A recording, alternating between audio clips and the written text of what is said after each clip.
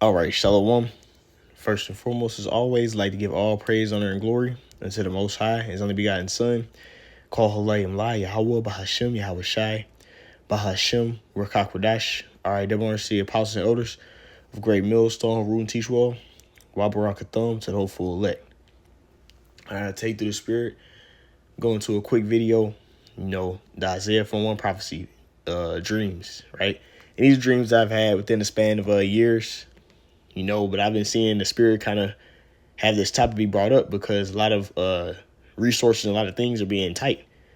And then also we had this draft coming up, which according to prophecy, a lot of men are going to get jacked up going to that damn war. So it's going to be a lot of young women that are without, they don't have a husband, or the men that are in this understanding is going to be scarce because those men are going to have hedges of protection over them through all these plagues and through all this hell.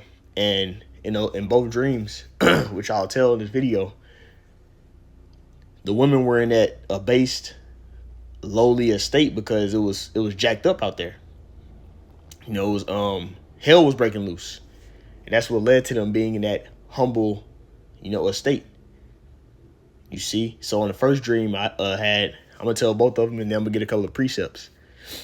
Right now, this little title, this imagery of it, you see, because this is what's going to make women be humble and actually submit themselves to the, the order that the Heavenly Father set up. Women are going to truly submit when they see the power, you see, whenever they have no choice but to get with a man of the Lord to be protected. Because when it gets bad like this out here, emotion's going to be out the window. It's going to be, I need to survive. Right? That delusion they have is going to be gone. And that's what's going to lead to women being humble. Until then, women are not going to truly be humble, you see, and be in the right spirit as a servant. Okay, so the first dream, it happened to be a time where it was pretty jacked up out. And when you look into Salaki and I were back into the dream, but it was basically a complex that seemed very like lights weren't on in there, and it was pretty empty.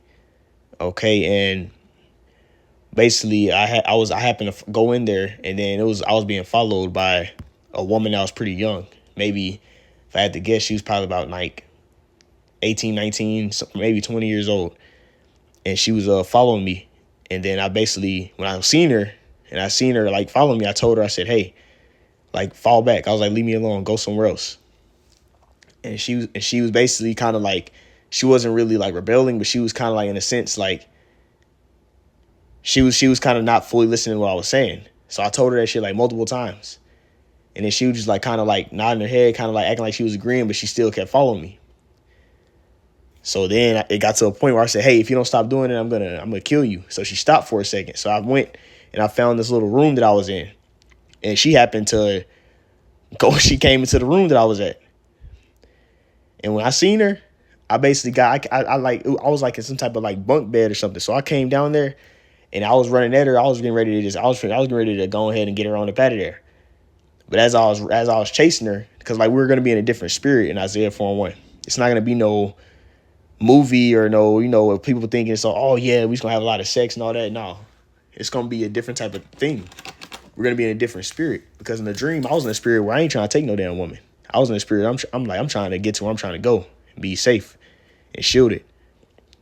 So I was chasing her. And as I was chasing her, I looked and I saw that she had a nice shape. And then I seen that I was kind of like looking at her as I was chasing her. She ran to a bathroom. So she ran to a bathroom. When I chased her. I seen her body looking, everything, her shape and her figure. So I was running.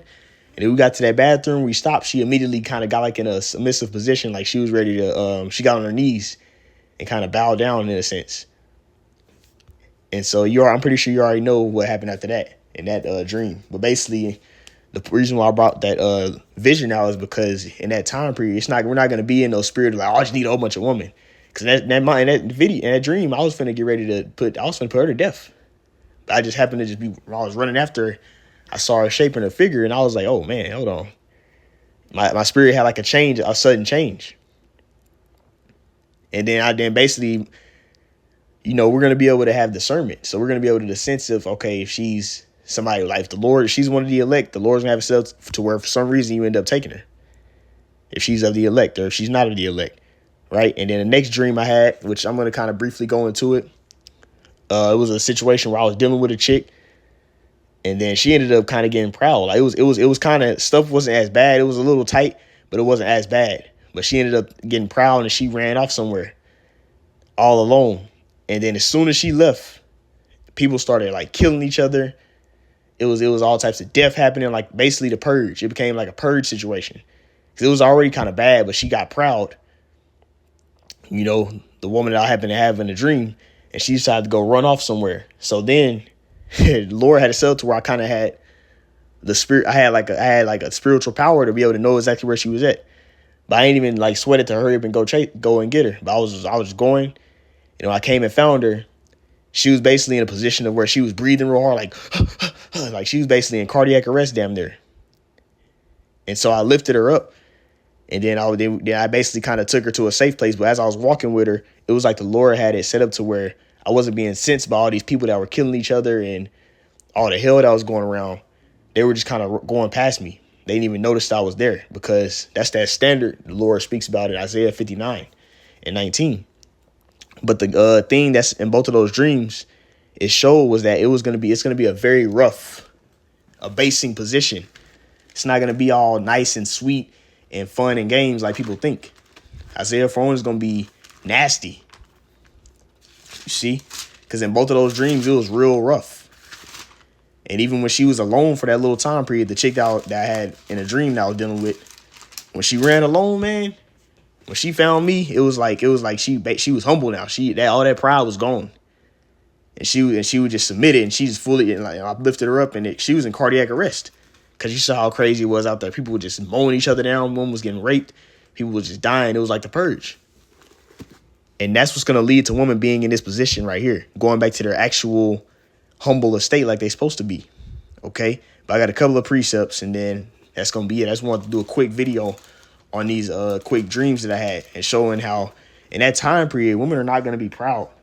Women are going to be very abased because of the living situation. It's going to be so rough. And you see that a lot of these women, they ain't got no makeup on. They ain't all taken care of. They look like they in a jacked up position. And that's how it's going to be in Isaiah 4:1. You see, that's why I want to come right here. This is Isaiah 3. I'm going to read this verse. I'm going to jump down. It says, "In that day, Yahweh Bashan Shah will take away the bravery of their tinkling ornaments about their feet, and the calves and the round tyres like the moon, the chains and the bracelets and the mufflers and the bonnets and the ornaments, the legs and the headbands and the tablets and the earrings, the rings and the nose jewels." And that's how these women are now. They all proud. You know what I'm saying? They got it going on, got their makeup on. A lot of them got fake bodies and all that stuff. That's gonna be done away with. Okay? I want to jump down a little bit. It says, because this is talking about the judgment that the Lord is going to have on the women. It says, and it shall come to pass, a prophecy, that instead of a sweet smell, there shall be a stink, and instead of a girdle, a rent, and instead of well-set hair, baldness, and instead of a stomacher, a grinding of sackcloth, and burning instead of beauty. Right? They're going to be in a state of mourning. In a state of, they're going to be brought to shame.